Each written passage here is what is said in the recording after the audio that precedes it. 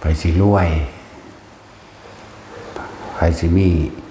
ยศถาบรรดาศักดิ์หรือตำแหน่งไงปานใดก็ตามพวกเจ้าจะไปเงินมีวันสุดท้ายเหมือนกันมีวันต้องพัดภาคมีวันต้องตายนั่นแหละต้องเอาตัวตายได้มาเตือนเจ้าของไว้สุดท้ายแล้วบุคคลที่เฮารักเป็นห่วงคิดถึงมีความหวังฝากความหวัง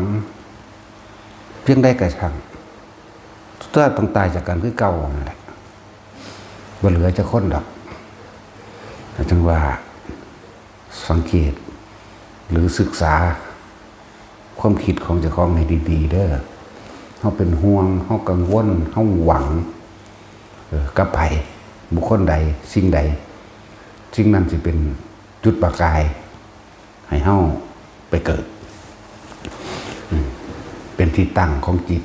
เป็นที่ตั้งแห่งความคิดคิดถึงเรื่องนั้นคนนั้นปรุงไปนึกไปอะไรบ่แม่นแนวอัศจรรย์ดอกคนอย่าจกบ่ในพวกคือขอท่านคนเก็บขยะขายกับคนรวยเศรษฐีมหาเศรษฐีก็เสมอกันตรงตายอย่างเดียวล่ะคำว่าทุกข์คือคำว่าบ่พ่อเด้อคนเฮาถ้าบ่มีความพ่อหาอยู่จังสันใส่ความคิดหาใส่วาจาหาใส่กายหาเนาะจิตเขามีที่ตั้งเขามีความหวังเขามีจุดประกายนั่นแหละเฮาเป็นทุกข์กังวลเดียวนี้ก็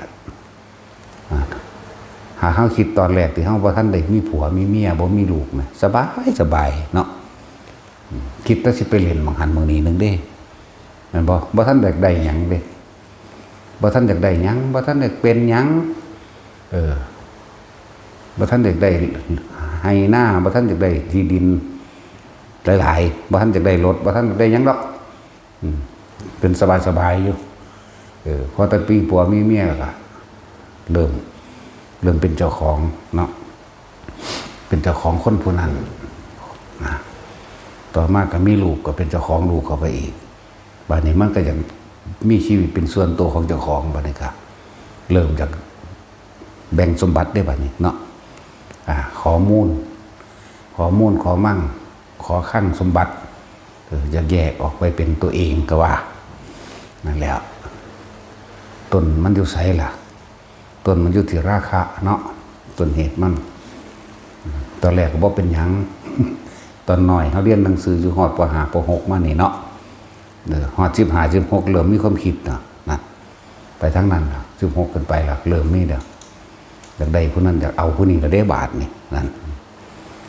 เรื่องนั่นแหละเริ่มต้นแรกมันเกิดจากความคิดของเฮา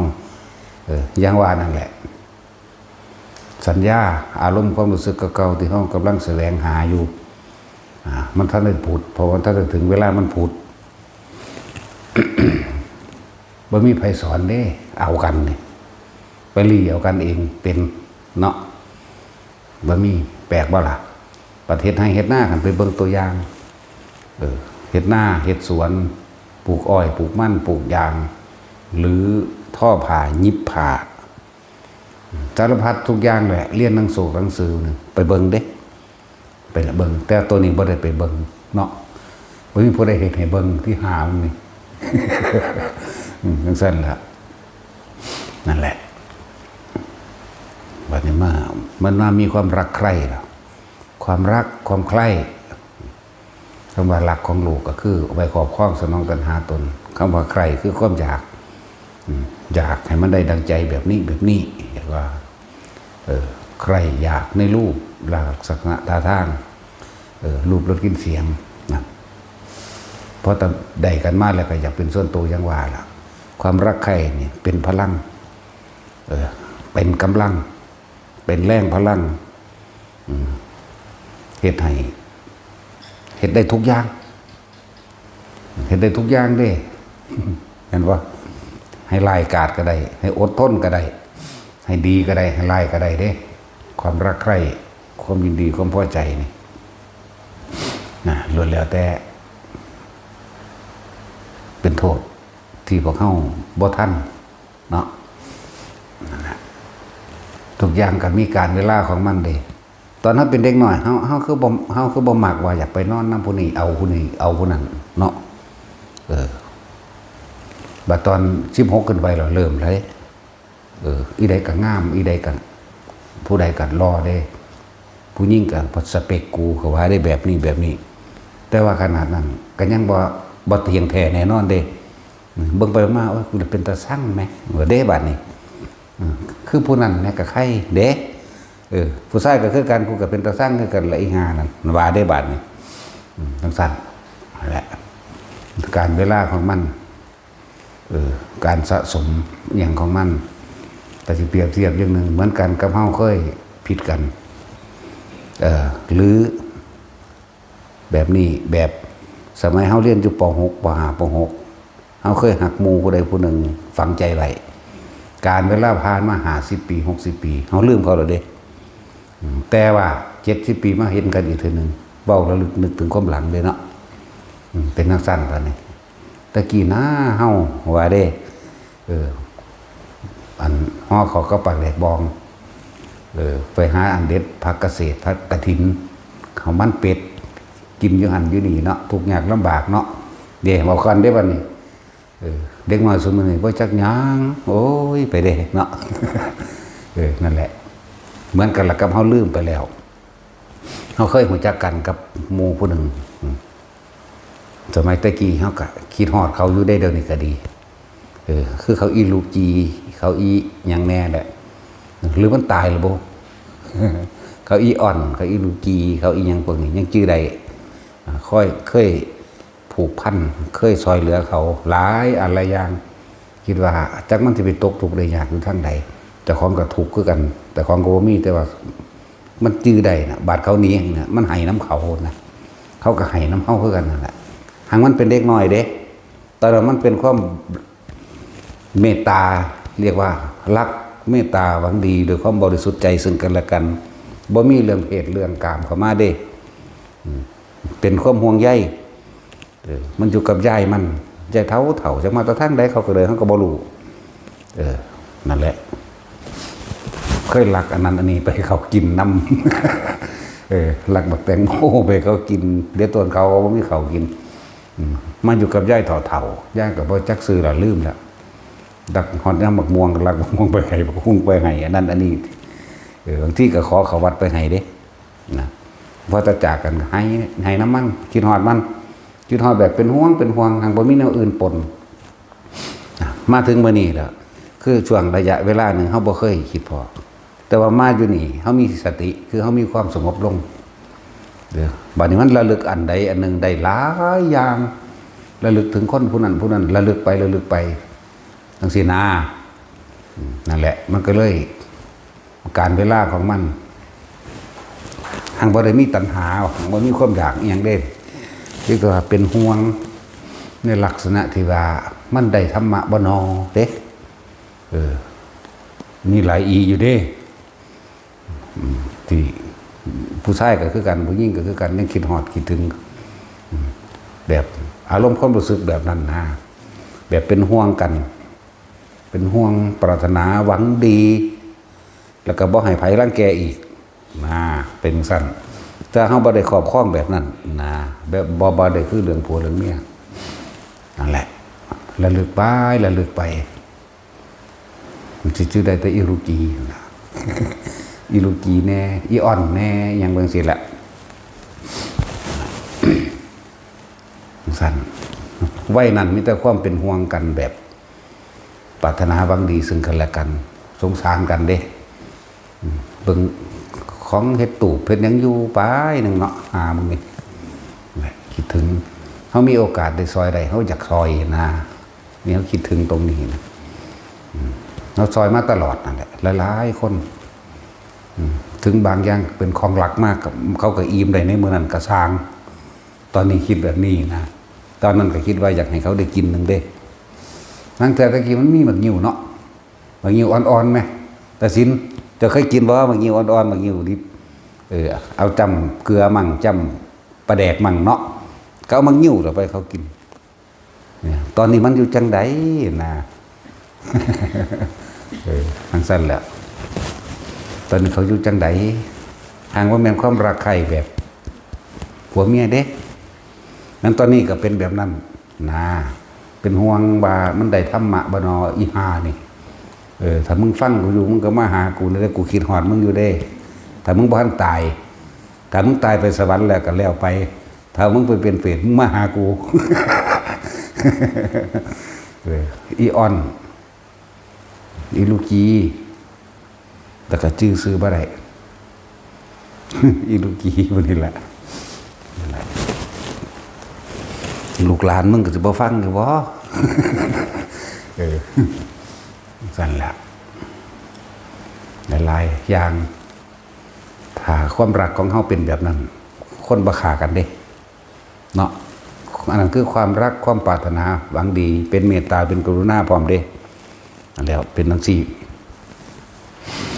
หลายอย่างรักมักงิ้วไปให้กันกินเขาบ่มีข้าวกิน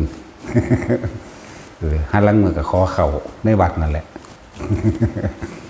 เอาห่อไปให้เด้ กับปลาแดกตะกี้ครับเป็นโตก็เอาบักพริกใส่ดอกบ่ได้บองก็บ่เป็นดอกเนาะแต่ได้ตัวมันยังพระตะกี้ก็เลยสั่นแล้วให้เห็นความทุกข์เด้อใครก็ดีคนไล่ขึ้นหลังไป50 ปีย้อนหลังตะกี้ไปรู้ลำบากยังไงธรรมดามันเนาะไม่ได้ใส่เกิบแล้วไปโรงเรียนก็เลยอีเปิมนี่แหละยามกับยามพระเด้ข้ามากับพระยามพระมันทนเด้หมู่เอาหมู่นังเขาจะไปบวชเรียนเลยสิเขาจะเอายามมาฝากกางเกงกับกางเกงกางเกงสุดสีกากีเด้มันทนเด้เสื้อผ้าพวกนี้เนาะสุดสีขาวก็ค่อยใส่หรอกใส่แบบนี้มันทนนั่นแหละทุกอย่างลำบากอยู่แต่ว่าเขาบ่เคยอึดอยากบางตะคนตายผู้อื่นต้องกินกูนี่ หลายบ้านแถวนั้นว่าสิบ้านน้อยบ้านน้อยน้องลั่งบ้านน้อยนั่นบ้านเขาไม่แก้วบ้านป้าไว้บ้านเขาโมโห4 บ้านไปให้กินระเบิดแล้วน้ำเขาเจ้าเห็ดกองฟ้อนเนาะตะกี้แม่บ่ได้มีเม่นเว้ย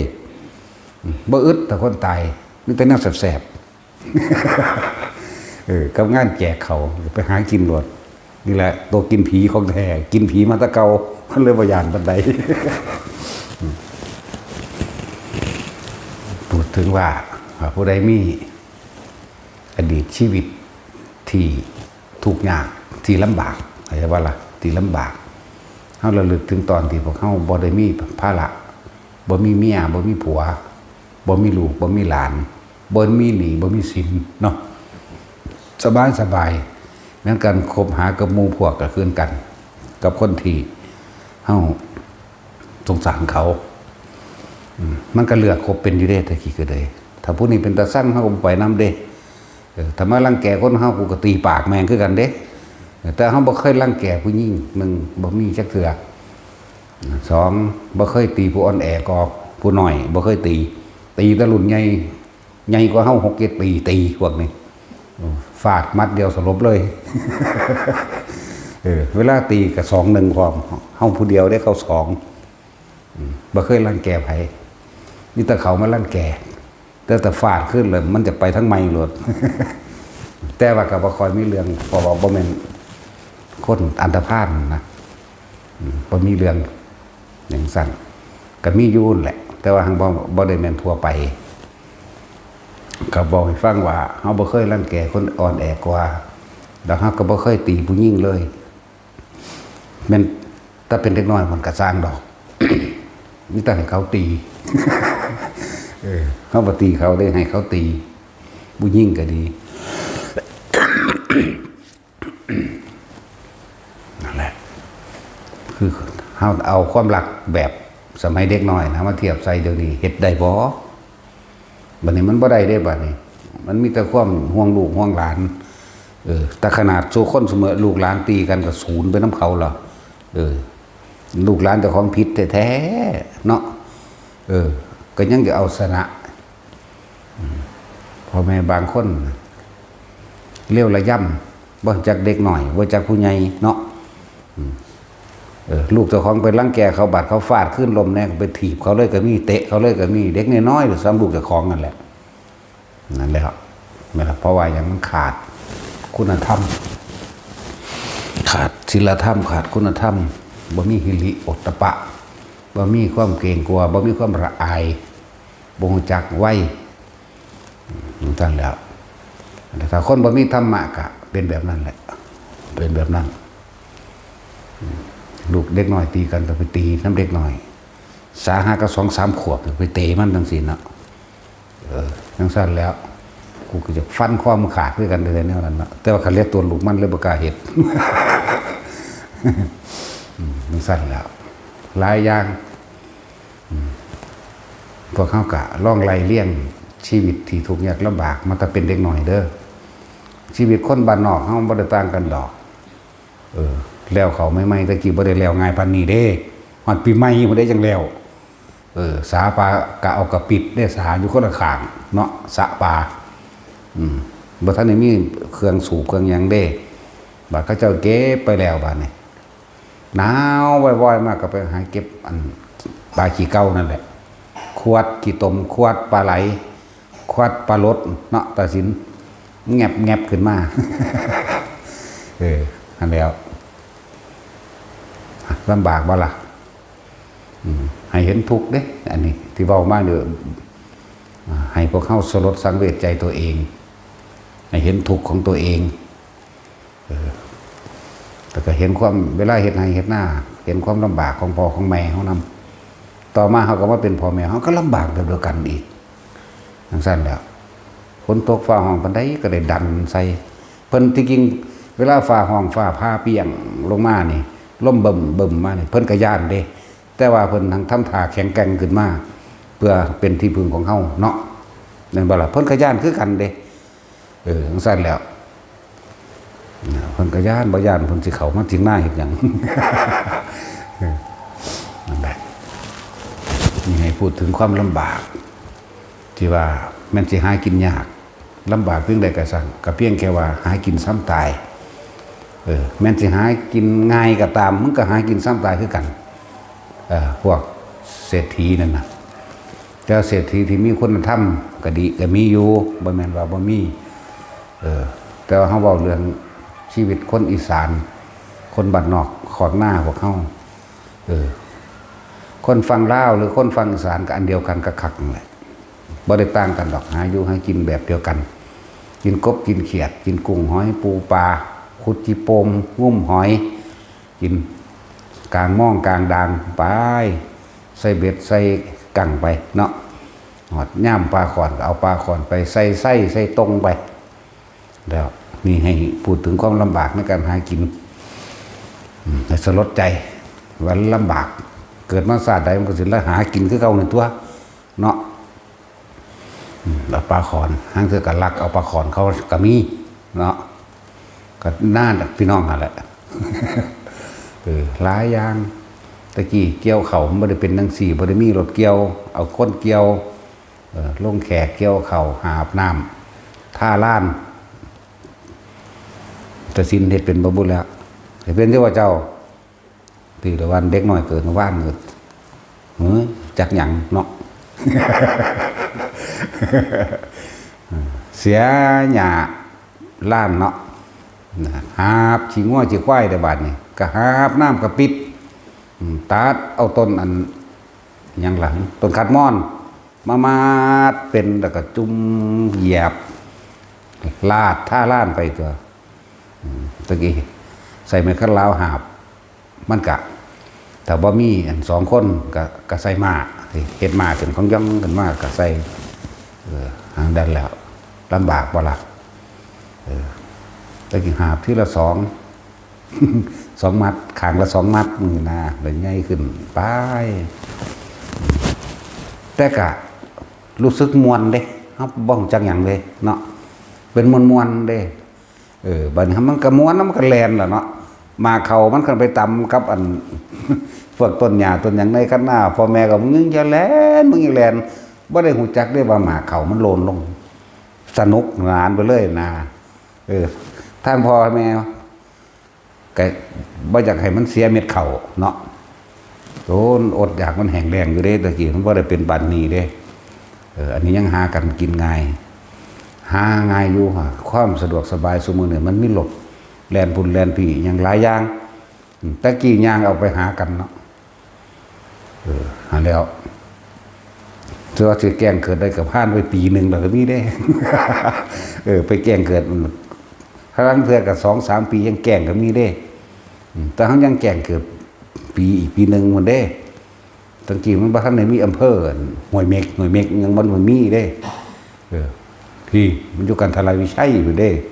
จังหวัดยังเป็นสารคามอยู่ตั้งไปแบ่งใหม่จังมาเป็นอำเภอยังตลาดจังมาแยกออกจากยังตลาดจังมาเป็นอำเภอห้วยเม็กจังซี่เด้นั่นแหละเกิดแล้วไปปีนึงแล้วจังไปแจ้งโอ้ย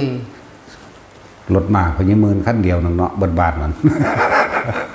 ขี่รถมาไปแจ้งเว้ยจันแล้วแต่คน50 ปี50 กว่าปีขึ้นหรือลงมาแน่นี่แหละจังสิเข้าใจสิ่งเหล่านี้เนาะซุมื้อนี้มันจักแม่งหยังไปซื้อผงชูรสแล้วเห็นร้านค้าอยู่นี่เอาอีหลาไปซื้อผงแน่อุ้ยหยังดอกไปแล้วมันไม่ลด บัตรเดย์เมื่อขอ20 บาทไปเติมเน็ตขอเอาซุมื้อนี้เนาะใช่แล้วตะกี้คำดำเมิดปานใดก็สร้างก็ได้ไปเด้ไปซื้อปลาทูไปซื้อหยังมื้อนี้แหละ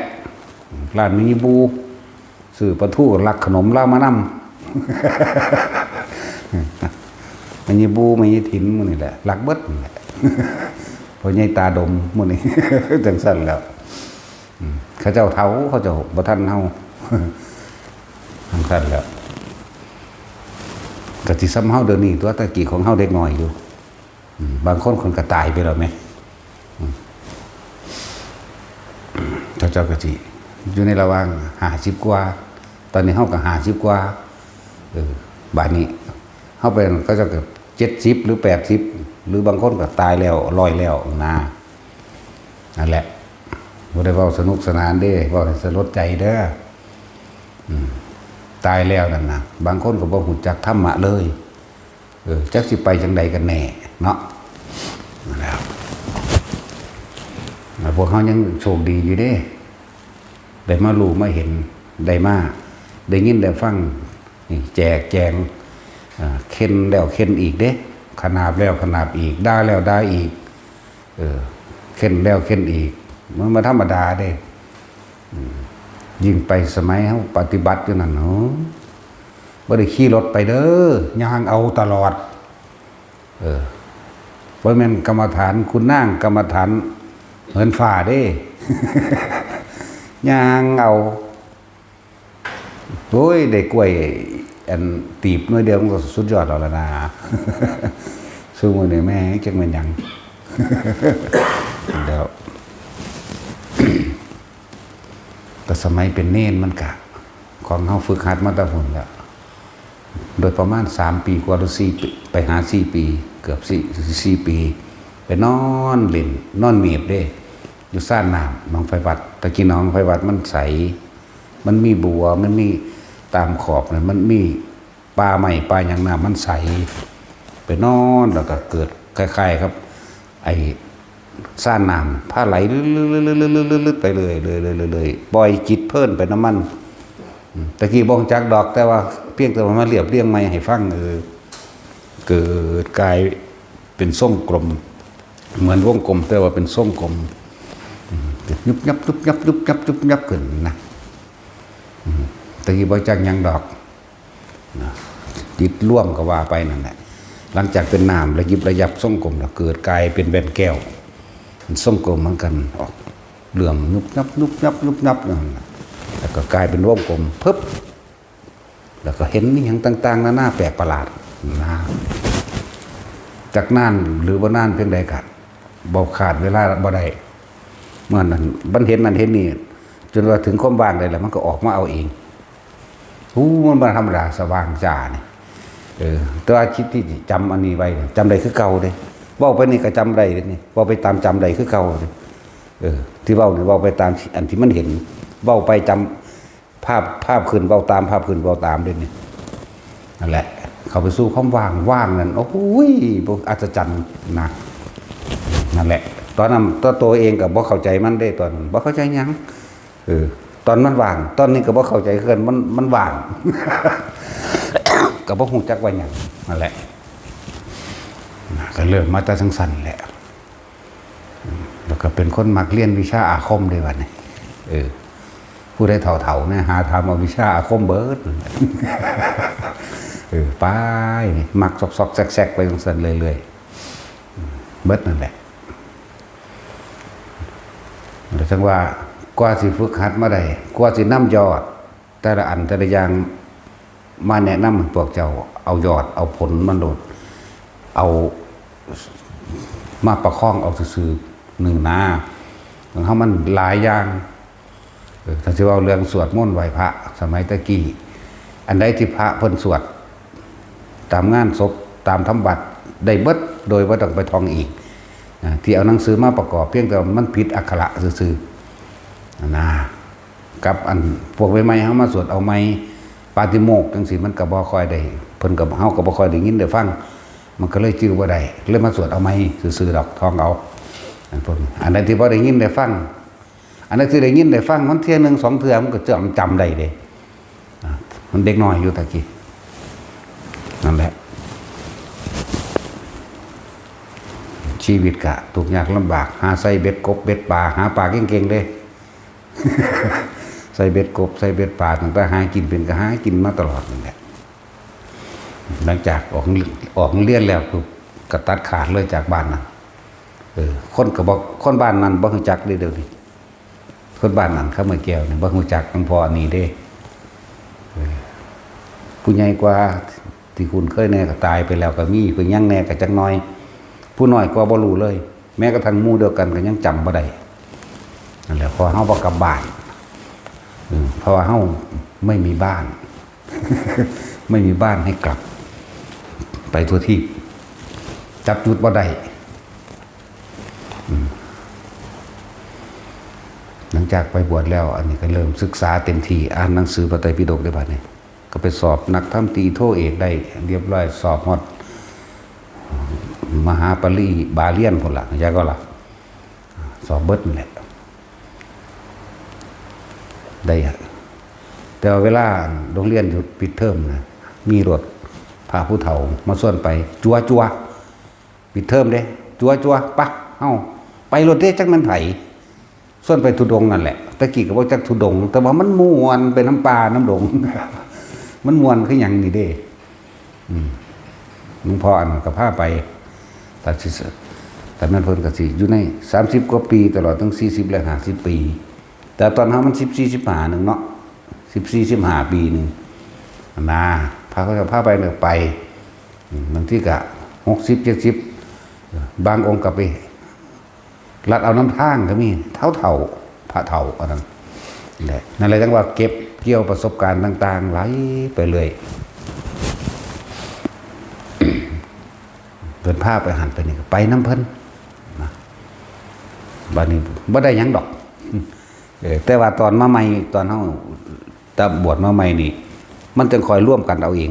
มันจะคอยร่วมใหม่บัดนี้จังเริ่มว่าอันนั้นคืออันนั้นอันนั้นคืออันนั้นอันนั้นคืออันนั้นของเล่นของ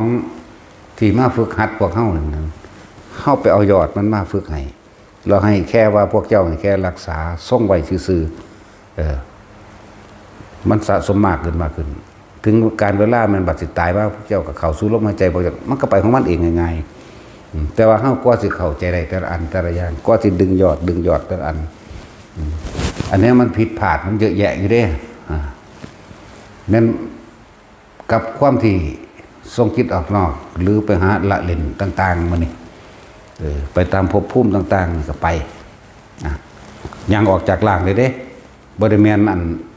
นั่งนึกจับภาพสักวันเด้สิบอกให้เด้อจังซั่นแหละ ย่างออกเลยนี่ไปนะจังซั่นแต่ว่าบ่นำมาสอนหรอกตั้งแต่สาเหตุปั๊บแป๊บนี่ก็เว้ากันบ่เลิกบ่แล้วอยู่เนาะสาแม่งหิ้งหอยนี่ก็เอามาเว้ากัน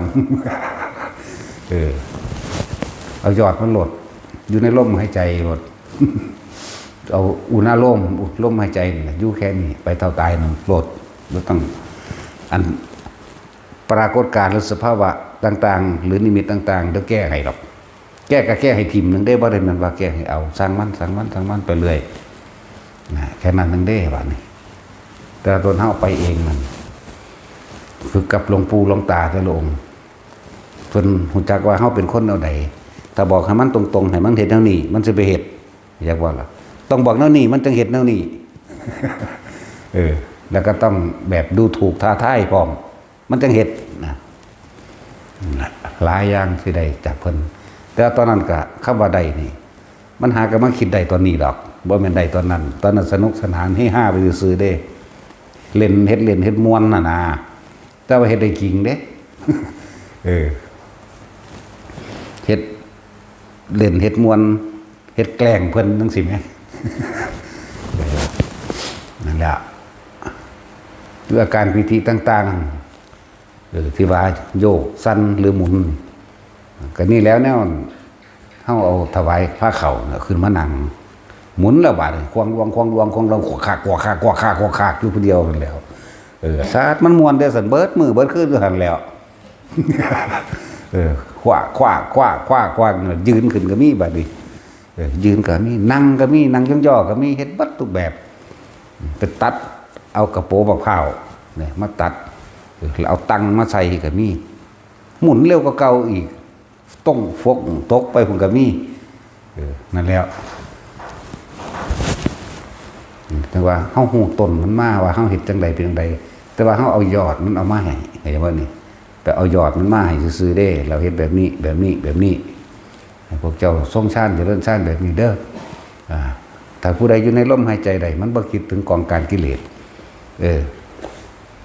ถึงสิเป็นปฐมฌานก็สร้างวิปัสสนากับสมถะกับวิปัสสนาตีคู่กันเลย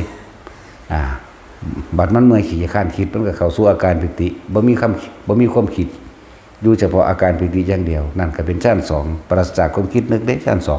2ถ้ามันคิดนึกมันก็กลับขึ้นมา1จังว่าล่ะแต่ความรู้สึกยังมีอยู่หน้าผากเลยเนี่ยก็เลยว่าเอายอดตัวนี้มันมาให้โลดพวกจะเฮ็ดไปแค่นี้แหละว่าจะไปเฮ็ดอีหยังมากบ่ต้องไปเฮ็ดน้ำดอกบางที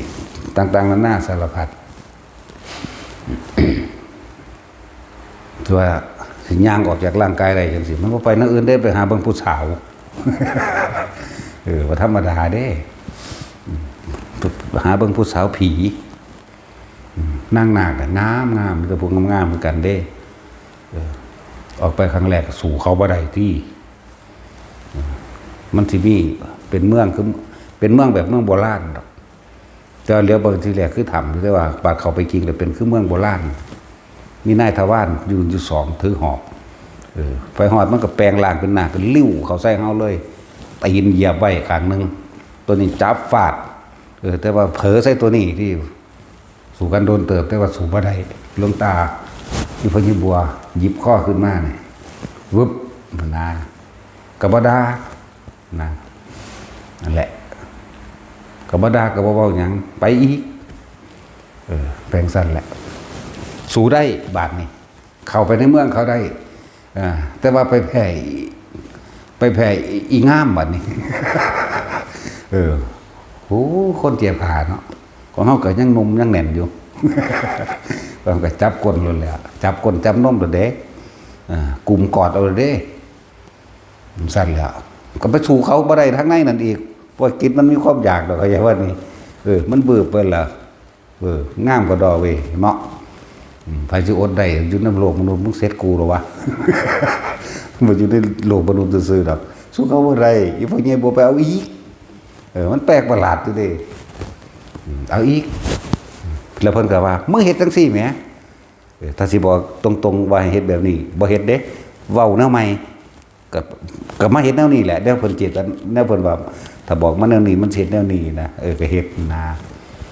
แต่ว่าจิตเป็นกลางว่ามึงสิไปบ่ได้จังซี่ก็ว่าไปนั่นแหละเฮ็ดแบบนึง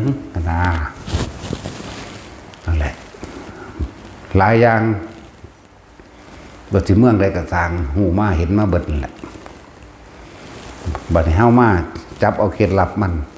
เวลาใดก็ช่างที่เฮาว่างจิตเป็นกลางได้ทุกอย่างบ่อาจสามารถสู่เฮาได้ เพราะว่าเขาแผ่ให้กับตัณหาเจ้าของเองใช่ป่ะนี่ลมหายใจกับอุณหภูมิเกิดขึ้นหรือเขาบ่แม่นลมก็สร้างแต่ว่าอยู่ในอุณหภูมิอย่างเดียวได้นะความคิดเฮาบ่แล่นไปหาผู้นั้นผู้นี้บุคคลสัตว์สิ่งของหรือสัตว์ต่างๆได้อีหยังก็เฮ็ดเฮาบ่ได้เด้วันนี้นี่แหละจังว่าเอายอดมันมาให้พวกเจ้าเลยแต่พวกเจ้าต้องทรงอารมณ์อันเป็นอันทรงฌานตัวนี้ไว้ให้มันชินไหมให้มันชินตราบใดที่เฮายังนวงอยู่กลางหัวกลางหน้าผากนี่แม่นที่เป็นสัตว์จริงกะจางก็บ่เฮ็ดหยังเฮาได้คำว่าสัตว์จริงนี่สิเป็นเสือสิเป็นช้างสิเป็นงูสิเป็นขี้เข็บตะแม่งอดยังกะสร้างเฮ็ดหยังเฮาบ่ได้เท่านวงอยู่นี่เข้าใจว่าล่ะนี่คือสัตว์จริงๆสิเป็นหมาสิเป็นหยังกะสร้างเถอะเฮ็ดหยังเฮาบ่ได้เลยนั่นแหละบัดนี้สิเป็นของลึกลับกะสร้างก็เฮ็ดหยังเฮาบ่ได้อีกตัวลึกลับสิห่างเฮาอยู่ว่านึงมันก็มีอยู่เด้เทวดามิจฉามันก็มีเด้มันก็แปลงร่างมันนิรมิตกายให้เป็นซากเน่านิรมิตกายให้เป็นปีศาจอสุรกายแล้วแต่มันเฮ็ดเด้ตราบใดที่เฮายังอยู่นี่เฮ็ดหยังเฮาบ่ได้ที่มันเฮ็ดได้เพราะว่าเฮาไปทอดสะพานลำเลียงมามันเองมาให้มันมานำกับความคิดเฮาเองเข้าใจว่าบัดนี้นั่นแล้วนี่สำหรับที่บอกว่าโอ้ที่พุทธเจ้าเพิ่นว่าผู้ใดอยู่ในอานาปานสติมารทั้งเทวดามารพรหมทั้งหลายไม่อาจสามารถทำอะไรอันตรายเราได้เลยเขาจะว่าละบาดนี้ตราบใดที่เขาอยู่เพิ่นเขาบอกแต่เพียงแค่เรื่องว่าลมหายใจแต่ความจริงแล้วเฮาปฏิบัติมันบ่แม่นแค่อยู่ลมหายใจแม่นบ่มันจะมีอาการปิติต่างๆเกิดขึ้นแน่ เพิ่นก็ให้เฮาต่อยอดเอาเลยเว้ยก็บ่แม่นว่าสิไปบอกเบิดบ่นั้นคนตั้งหลายคนพระตั้งหลายล้านในสมัยนั้นเนาะที่ไปเอาทุกกีอยู่นั่นแต่เฮายังเอาทุกกีอยู่เด้จะเอาของเพิ่นเป็นผู้ใหญ่เป็นขอใหญ่นั่นล่ะ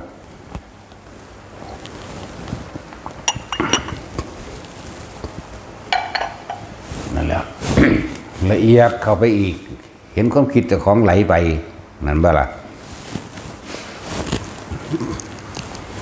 นั่นแหละจังบอกไว้ทุกคนให้พื้นฐานหรือขั้นต้นให้แน่นซะก่อนเด้อยืน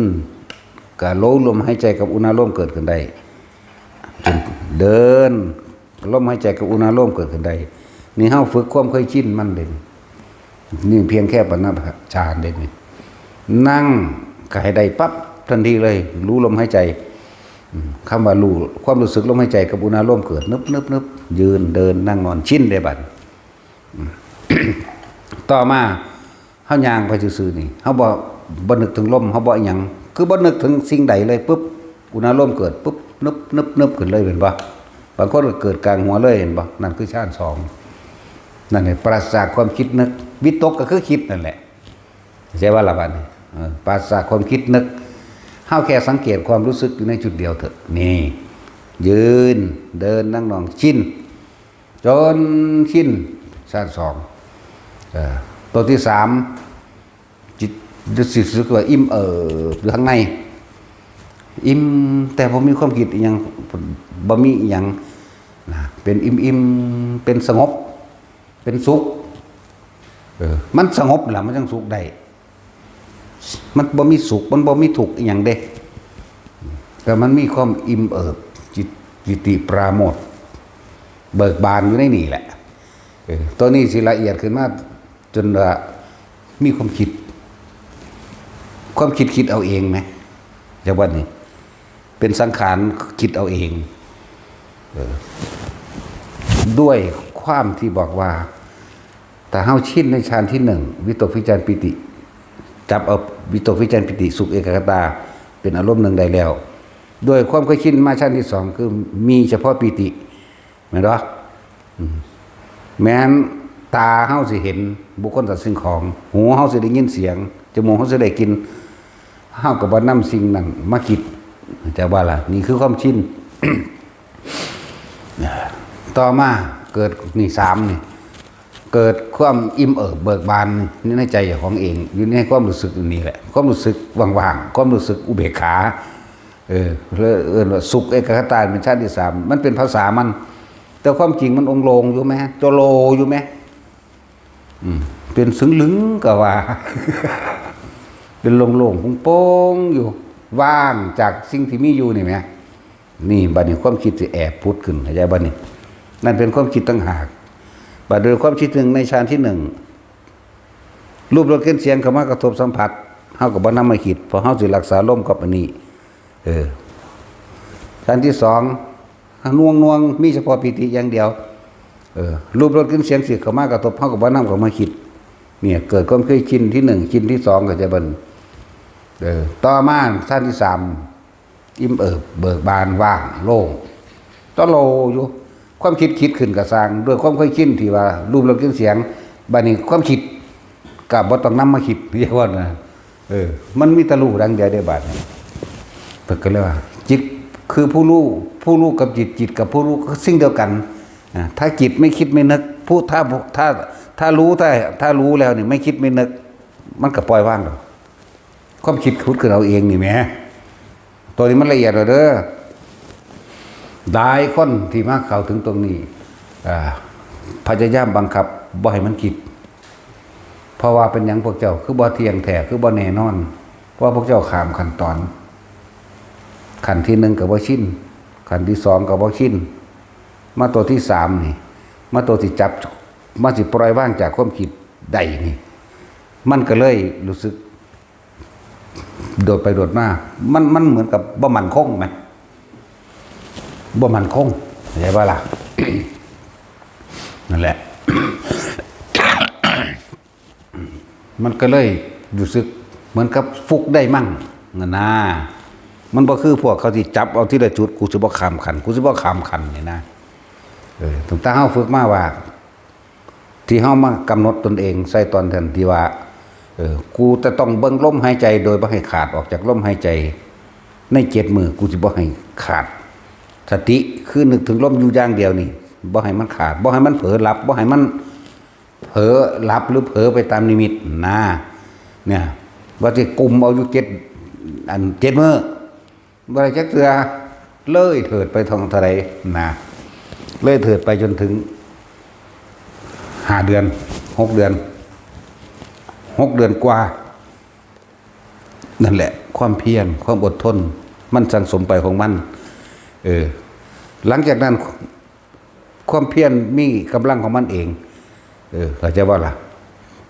ความอดทนก็มีกำลังเองความเพียรก็มีกำลังเองสมาธิก็มีกำลังเองเด้สติก็มีกำลังเองแบบบ่ห่วงหยังปัญญาก็รู้เท่าท่านความคิดต่างๆปรุงแต่งต่างๆมีกำลังมันเองเข้าใจว่าล่ะ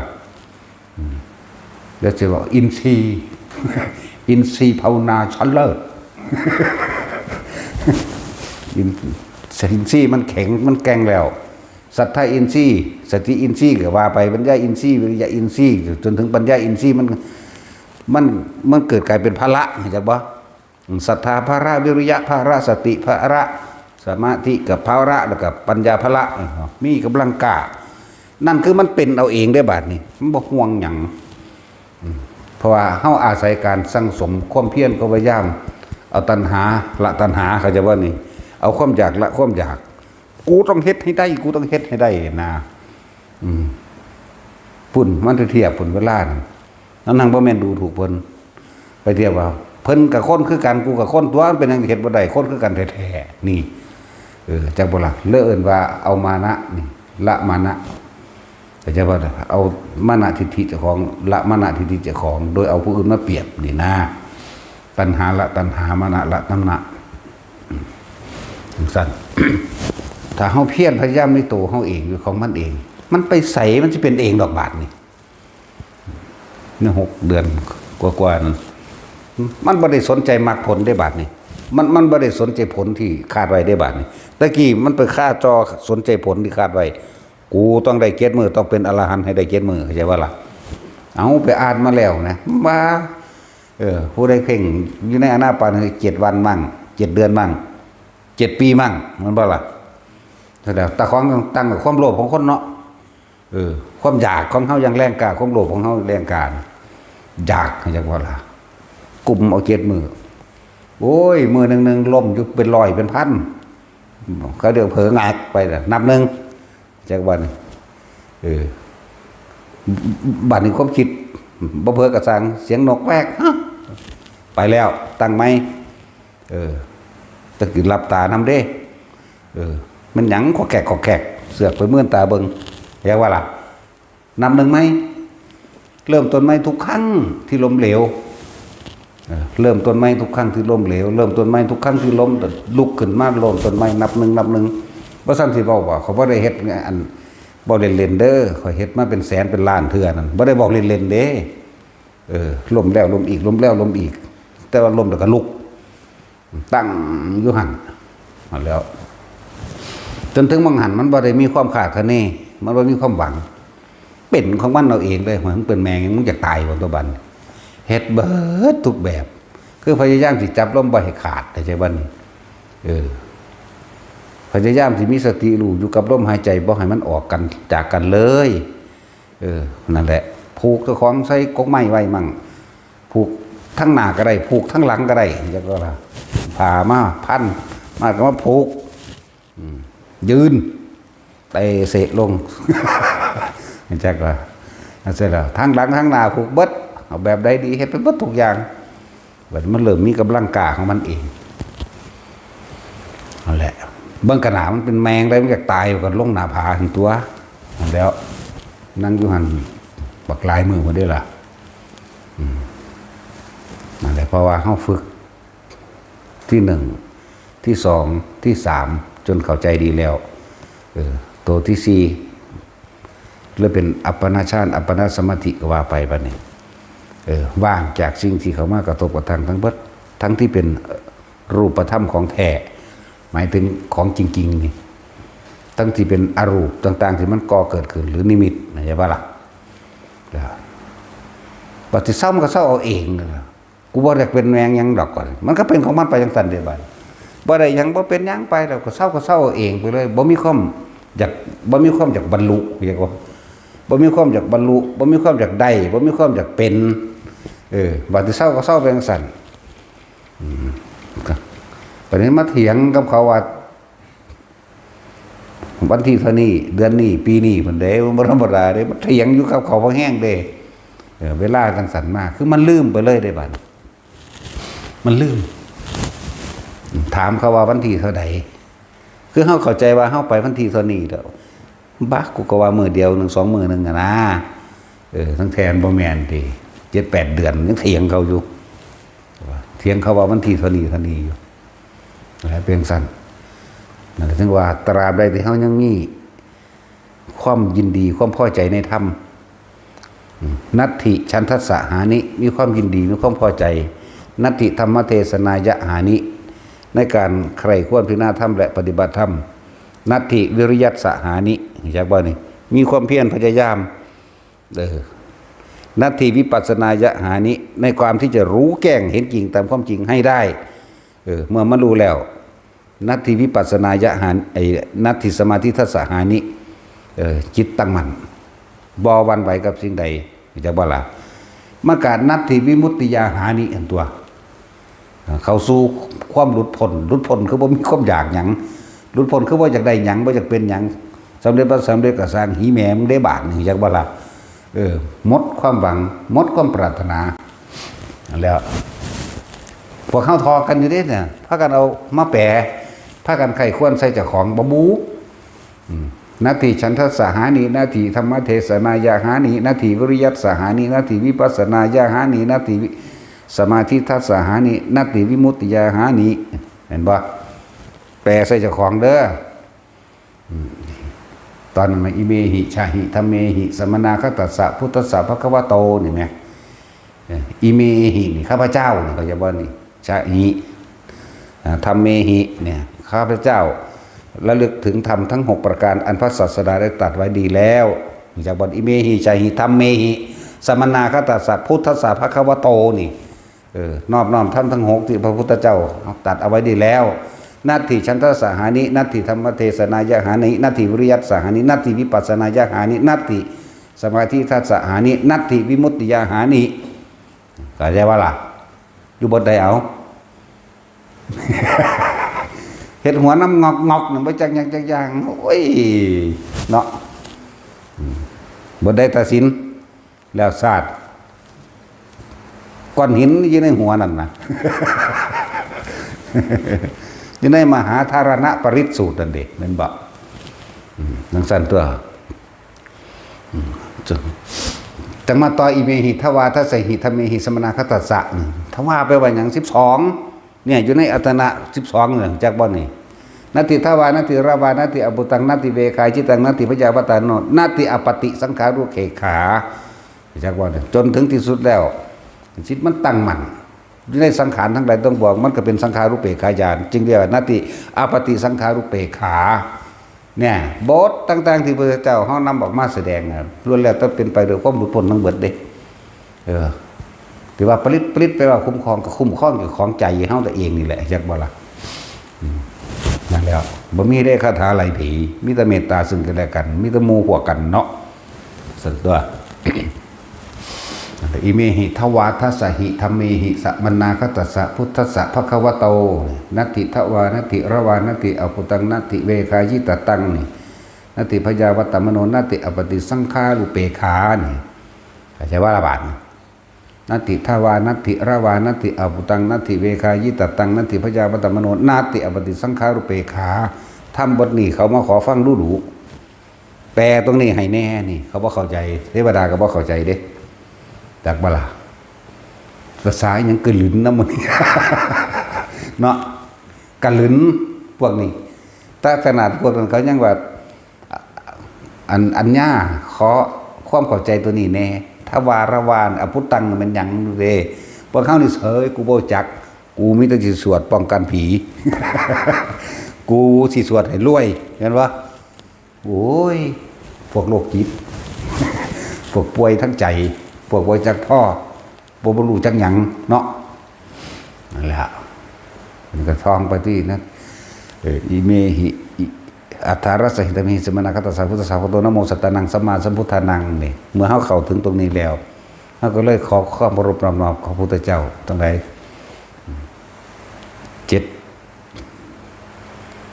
7เท่าไรโกรธละลืมแล้วนี่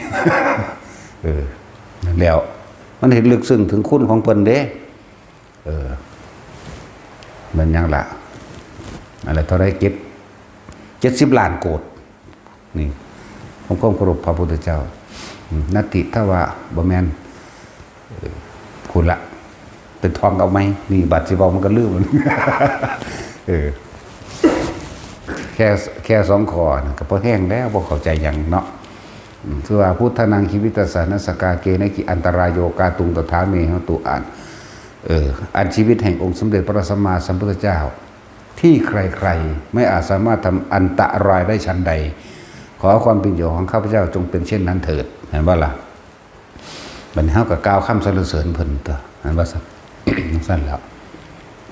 บ่แม่นตาสิเอาไปเอามาป้องกันเด้บ่แม่นตาสิเอาเพิ่นมาคุมเฮาเด้คำสอนเพิ่นสอนไว้แล้วเพิ่นให้เฮาคุมเฮาเองเด้เข้าใจบ่นี่ต้องทำความให้แจ้งในสิ่งที่พระพุทธศาสดาแสดงไว้เด้นั่นแหละแต่ว่าแน่จังซี่ก็บ่มีผู้ใดออกมาแสดงได้มีผู้เดียวตอนนี้ถ้าสมัยหลังจากพระอรหันตสาวกทั้งหลายรุ่นพระพุทธเจ้าตายไปแล้วมีผู้เดียวนี่ได้เอามาบอกอยู่เดี๋ยวนี้ใช่บ่ล่ะเจ้าเคยยินไปแสดงบ่มันมีแถมซ้ำบ่มีทั่วไปอีกเด้นั่นแหละพวกบวชมาโดนๆก็สร้างเอาแม่ถ้ามีเอาแม่ถ้าหูจักนำเฮาเนาะเดี๋ยวยิ่งสราการวิชาสูตรหันคักบัดนี้เนาะทุลาอุทุลามัตุลาตันตุลาปุปาลาคทาลาดาจุเลนะโสกลังกลิสตินี่แล้วศาสตร์มีผู้เดียวอีกเนาะนั่นแหละส่วนเราเงินบ่ขาดมือได้เนาะไล่ซอยไล่ฝ้ายยังก็ว่าไปเด้สัตว์เลี้ยงทั้งหลายอยู่ในโอวาทมาว่า กูสวดเอามึงนี้ถุงย่ามเล็กถุงย่ามใหญ่เงินไม่ขาดมือกูสวดเอามึงนี้นั่นบ่ สวดให้มันเป็นสมาธิธนามันก็ว่าขาดจริงๆได้ล่ะเนาะแล้วบ่ขาดแล้วห้องของเฮาเฮ็ดป้าประจำไหมพวกเจ้าก็ขาดอยู่แล้วพวกเจ้าบ่ไปหา เนาะแต่สิน เสร็จแล้วพากันแปลทำความเข้าใจดูแจ้งแทงตลอดในความเห็นเป็นอย่างดีในในทวัญชนะตลอดในความหมายต่างๆเราทำได้หรือยังเราเข้าถึงหรือยังเห็นไหมมีเด้บ่นี่น้องเขามานี่แล้วจังบอกว่าไปฝึกไปหัดไปปฏิบัติมามันลำบากก็อย่างนี้เด้ไม่ได้สบายแบบนี้เด้อพูนไปหาหลวงปู่หลวงตาองค์นั้นพุ่นไปนอนพุ่นไปซี่ใส่ตารางศาลาห่างๆมันกูจะไปนอนได้ทั้งศาลามันพังหมดเลยอันแปดมันก็ใกล้กันไปใกล้กันมาเอาด้วยความซื้อเพิ่นซี่ใส่นอนพุ่นกับนอนพุ่นตัวบาดอันที่สอนวิชาอันนั้นอันนี้ให้ตบมือซะนี่แปะเห็นบ่อันบางใดก็เห็นอีหลีเด้อันวันนามพาทะไปแต่สำนันแล้วสั่นไปเฮ็ดเอาอีหลีได้ล่ะท่านก็แปลกประหลาดเด้ล่ะดังสั้นแล้วนามะไปนามะมามันย่างออกจากร่างกายได้อยากว่าล่ะดังสั้นแล้วกับพุทโธทีปังกโรโลกทีปังอากาสากสินังวิโสทยิก็ว่าไปชื่อดอกว่าคู่คำกรรมฐานเพิ่นแต่ว่ากระพาพวกนี้เฮ็ดอยู่ได้ล่ะพวกนี้ทั้งใดเพราะสำนันแหละมันบ่ได้กินได้จังปานใดอยากน้ำลูกน้ำหลานเนาะอยากน้ำผัวน้ำเมียกับมีตาสินเนี่ยทั้งแล้วศาสตร์เพราะแต่ยังสิวาบมากในมื่นตาพอเว้ามันจะสร้างเนียงอยู่ดิสิฮู้สิเห็นอยู่เด้แต่ว่าคนทั้งมื่นตาซื่อตอนนั้นบัดให้มื่นตาเลยกันจักย่านบัดเลยบ่ได้ฮู้อีหยังซ้ำตั้งแต่ผีหลอกหน่อยบ่หลอกก็ยังห้องบักแห้งอยู่หมู่บ้านอยู่เลยนิดหน่อยนะโมเพิ่นผีหลอกหน่อยแล้วสิแอบจอกหลอกตาสินดอกมื้อนี้หลอกบ่ทันว่าเขาเห็นก่อนมื้อนี้ก็ไปหลอกเขาเด้เขาเห็นก่อนเขาเลยว่าย่านมันต้องมาไว้กว่านั้นเล่นกว่านั้น ลี่แอบอยู่หันซะก่อนเนาะบัดนี้บอกว่าให้อย่ายืนแม้ว่านั่งต้องจับขาซะดอก อย่างไว้มันกึบใส่ขาเต้นโดนแล้วบาดนี้เนาะตาสินนั่นแหละที่เขาไปสารพัดที่เฮ็ดมาบางที่กะครูบาอาจารย์หลวงปู่หลวงตาหลวงพ่อพระเฒ่าโบราณทางใดละเพิ่นก็บ่ได้สอนแบบบอกเฮาเด้แต่เพิ่นจูงไปเลยแม่จัวมึงอย่าอันมื่นตาเด้อยางน้ำเด้นี่อยู่แม่น้ำสารวินเด้นี่ก็เพียงตุ่มม่องน่ะจ้อมไปอดบ่ได้ก็มื่นตาเบิ่งกันตัวพอแต่มื่นตาเบิ่งก็ปุ่มลงน้ำเลยเด้เพิ่นก็ย่างก้าวย้วยขึ้นไปฟังแต่ข้างในบ่ลึกพอวันขึ้นฟังแล้วถ้าไปอยู่กลางน้ำมึงเอ้ยตายแน่เฮามักพิสูจน์เนาะก็สิบอกให้เฮารับแต่เจ้าของขันมื่นตาบัดเฮาขันให้หลับเว้ยบัดเจ้าของขันมื่นตายางบัดเฮาขันบอกว่าจับผ่าข่อยไปดีๆเด้อน้อยมันก็จับแล้วรับตาว่าซั่นน่ะย่างมาแล้วก็ย่างแล้วน้ำก็เย็นๆบ้าว่ะมื่นตาเบิ่งตัวแต่ว่าหลุดออกจากมือเพิ่นดีเด้หลุดออกจากผ้านี่เด้ตูมลงน้ำเปียกเบิดจังซั่นแล้วเพิ่นก็บ่เว้าพระดาเด้เพิ่นสิเบิ่งความซื่อของเฮาหรือหยังก็บ่รู้ละมีแต่บอกกูรับตาแท้เห็นหยังว่ามื่นตาเบิ่งกันนะว่ามื่นตาก็เฮ็ดได้อยู่แม่ นั่นแหละจังบอกว่าเพิ่นบอกเฮาแนวหนึ่งเฮาเห็นแนวหนึ่งแกคนสื่อวางใดก็บ่รู้นะหลายอันหลายอย่างเพิ่นฮู้ว่าเฮามักแบบลิดๆเด็ดๆเพิ่นฮู้เฮามักแบบจังซั่นเพิ่นก็เลยสอนแบบเป็นคนละทีปนะคือบอกว่ารับตาน่ะตั้งแต่เพิ่นให้เฮาลืมตาจังซี่นะที่จริงมันอยากฝืนมันนั่นแหละบัดมาหูที่หลังน่ะโอ้ยใช่มันตัวกูโดนเนาะเมื่อตาเฮ็ดก็ได้จังนั้นนี่นั่นแหละเรื่องสั้นเฮ็ดทดลองเบิ่งตัวเฮ็ดห้ามเทื่อก็รับตานั่งน้ำเพิ่นรับตาอยู่จะมื่นตาเด้อล่ะเฮ็ดตาหิ้เบิ่งเด้เฮ็ดตาหิ้เบิ่งยันเพิ่นว่าแอบมื่นตาเบิ่งอยู่ เฮ็ดอี้เบิ่งเสียงเงียงเบิ่งอยู่หลายแบบบาดเพิ่นบอกมื่นตาเฮาก็ไปรับตาบาดเพิ่นบอกรับตาเฮาก็จังไปมื่นตานี่จังเริ่มเพิ่นบอกแนวนึงดอกบัดนี้เริ่มจับทางได้แล้วจะมื่นตาได้มันโฟโวมามันตายได้จังว่าจังซี่มื่นตาเฮ็ดโลดโฟโวมาก็บ่เห็นว่าสิตื่นได้บัดนี้จับทางได้ตัวนี้รับตาเฮ็ดได้น่ะมื่นตาเฮ็ดแต่ว่ามื่นตาเฮ็ดได้ก็รับตาเฮ็ดจังซี่นะมันเลยหลายแบบนั่นส่วนมากกลับไปทางของประหลาดดอกอันแนวนั้นของประหลาดหลายอย่างคนดอกอันนั้นอันนี้เล็กหลอกเล็กลายหรือสัตว์ต่างๆที่ของแปลกประหลาดนั่นสินะมันตาเบิ่งหมดแล้วเนาะ หลายอย่างก็เด้อมันมีพวกปลอดมีอย่างต่างๆสารพัดปวดหนูบ่นำมาเว้าซื่อเดี๋ยวของบ่เป็นตาสแตกตะกี้ก็อยากได้อีหลีได้เรียกได้อีหลีได้ล่ะ ได้มาแล้วก็เล่นไปเลยมาเบื่อเด้เบื่อแล้วก็เอาถิ่มนะเพิ่นทางสอนให้เฮาเอิ้นเอาเด้แปลกบ่ล่ะว่าจังซี่ว่าจังซี่ปึ๊บก็ออกมาแตกปั้วออกมาดูเด้ล่ะเอาผ้าไปวางเอาผ้านไปวางเอาก็ตกปุ๊กเป๊กลงมานั่นแล้วแนวได้ก็สร้างที่นั่นเพิ่นสอนเฮาเป็นเบิดนั่นแหละแต่มาแล้วกันถิ่มเด้โอ้กูจะมากลุ่มค่ารักษาอย่างฮีแมงอย่างพอสำนีได้บาทนี่มันไปทั้งสั้นได้บาทนี่จังว่าบ่เงิดบ่สะอ่อนที่บอกว่าของดีของขังความนั้นความนี้มาเบิ่งคักๆแล้วมันเป็นบ้าน้ำแนวมื้อนี้คนนั่นนะเป็นบ้าน้ำฤทธิ์น้ำเดช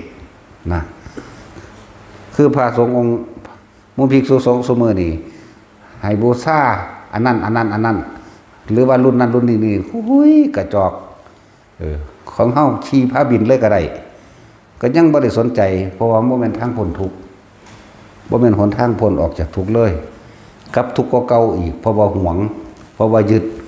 แล้วก็เพราะว่าอวดตัวเองอีกว่าแต่ของเก่งมีคาถามีนั่นมีนี่เห็นบ่ล่ะนั่นแล้ว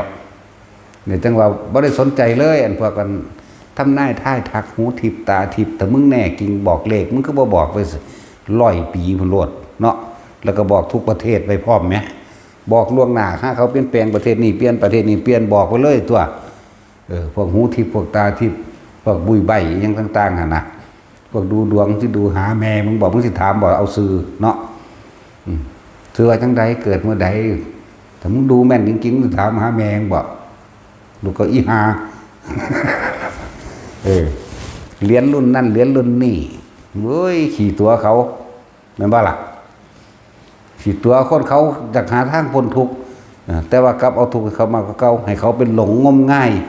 ให้เขาไปยึดติดสิ่งที่ตัวเองหลอกลวงเขาเลยแต่ละมื้อแต่ละเว้นก็เลยอันนี้เอาน้ำแดงบูชาบ่เอาดอกไม้นั่นเอาดอกมะลินี่ธูป9 ดอกหรือ80 ดอกหรือ3 กำพุ่นก็มี ให้เขางมง่ายไปจังซั่นได้บัดนี้พุทธเจ้ามันก็ห้ามไว้อยู่ได้ล่ะแม่นบ่ล่ะแสดงฤทธิ์จังซั่นซุมื้อนี่มันเป็นฤทธิ์ขี่ตัวอยากบ่ล่ะทำท่าตุกๆตักๆเนาะ เงกๆงักๆสิทธิ์น้ำมูกน้ำมนต์นั่นมันคนละอย่างกัน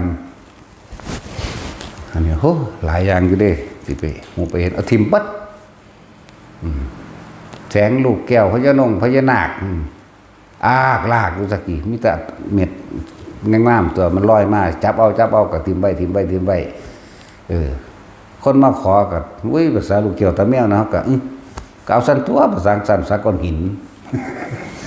เนาะเตอสินน่ะก็เลยว่าบ่ให้ไปสนใจตัวนั้นเด้อจิตติดที่ไหนย่อมมีความกังวลแล้วก็หึงหวงแสดงความเป็นเจ้าของจิตติดที่ไหนตั้งณที่ไหนแสดงความกังวลและร้อนตรงนั้นเมื่อมีอารมณ์ความรู้สึกในความยินดีและพอใจบ่ว่าจะพอใจในของขังของขึงกระสังนั่นแหละเป็นเดรัจฉานมาจากบ้านนี้ไปหลงไปงมประกอบกับความโลภแม้นที่อยากเอาไปขายก็เป็นเปรตซ้ำแล้วมีคนมาดูถูกโกรธโมโหสัตว์นรกซ้ำมันมีอีกอย่างดีเลย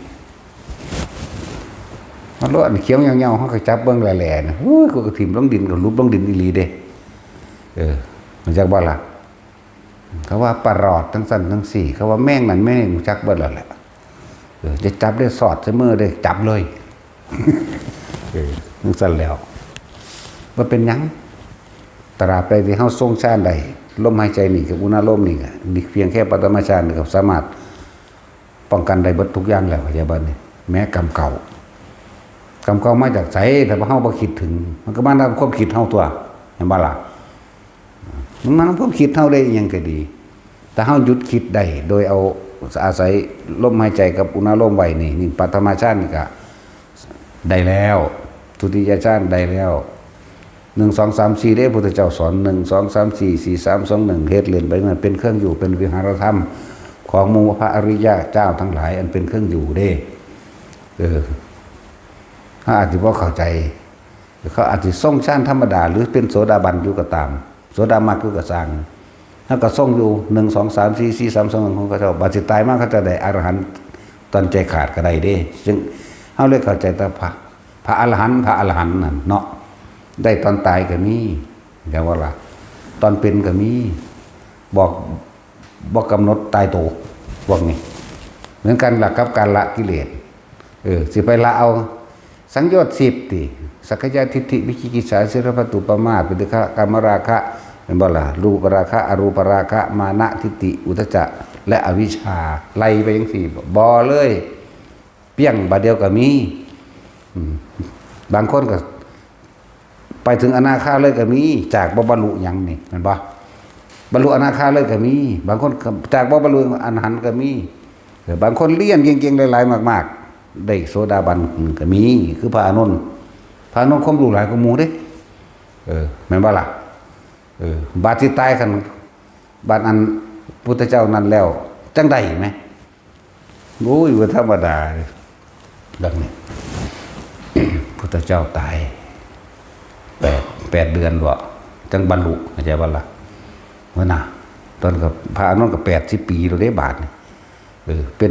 81 ปีย่างเข้าใจบ่ล่ะเพิ่นน่ะเพิ่นก็เกิดพร้อมกันเด้กับพระพุทธเจ้าอยากบ่เป็นสหชาติได้นั่นก็เลยเกิดพร้อมกันเป็นครูบารมีทางผู้อันเลิศอุปถากได้นั่นน่ะสั่นแล้วอายุเพิ่น120เพิ่นได้อายุยืนเด้พระกัสสปะอายุเท่าใดวะรู้จักว่าสาธุได้ตำราไหมอายุยืนก็หมู่ได้165เดี๋ยวนี้ก็อยู่ผู้ใดภาวนาไปก็ฮู้ก็เห็นเองนั่นแหละเข้าใจว่าล่ะหลวงตาเฒ่าอันนั้นถ้าผู้ใดตั้งใจจริงๆโซตายเอาชีวิตแลกเข้าสู่ดงสู่ป่าจริงๆหลงป่าหลงทิศหลงทางตัดสินใจจริงเขาเจ้ากันซอยดอกมันจะไปย่านหลายตะกี้ก็ย่านอยู่เด้แต่ว่าโสซะจริงๆแล้วจังเห็นเด้หมายถึงสละตายบ่ซั่นถึงสละเป็นสละตายหรือโสตายเอาตายเขาว่าเอาตายเขาแลกบ่มันต้องผ่านตายเด้มันยังได้ทำเนาะนั่นแหละพอให้เกิดกำลังใจคือเขาถามว่าพระอรหันต์เพิ่นนิพพานไปแล้วสามารถติดต่อได้บ่ติดต่อได้ถ้าสู้อันจูนคืนใส่กันได้ได้แต่ว่าเจ้าในขณะนั้นเจ้าก็ต้องได้อันระดับเดียวกันเด้มันจังได๋ก็จะว่าล่ะเนาะอุ้ยจักสิจักไปติดต่อหยังดอกถามหยังดอกไว้จังซั่นเนาะคือจังได้อันพระอธิธาบรมธาตุได้เจ้าของก็มีคือบ่เฮ็ดเอาบ่เมื่อยแบกเมื่อยถือบ่เนาะตั้งแต่อันของเฮาอยู่เดี๋ยวนี้จักยังได้หิแมงสิตายคร้านกินข้าวแม่นบ่ตื่นขึ้นมาจังได๋อุ้ยยังอยู่ตอนใดแม่มึงสิตายได้กูคร้านกินข้าวก็ยังเว้าอีหลีเด้ล่ะเฮ้ยเลิศเพิ่นแล้วกำหนดตายกำหนดแบบว่างเบิดเด้สิจังซั่นแหละนั่นแหละบ่ได้คิดฮอดพวกเจ้าเด้กูสั่นแต่คิดฮอดตาศีลนั่งแต่ก็เครื่องขึ้นมาอยู่เนาะเป็นพลังชีวิตพลังชีวิตเด้เพราะหยังตาศีลเราจับอยู่จังซี่นะได้ปากสร้างเห็นแต่มือบ่ๆน้อยๆนี่แหละกับมนุษย์นี่นอกนั้นนรกนี่ก็ว่านั่นแหละเอาสบายทาน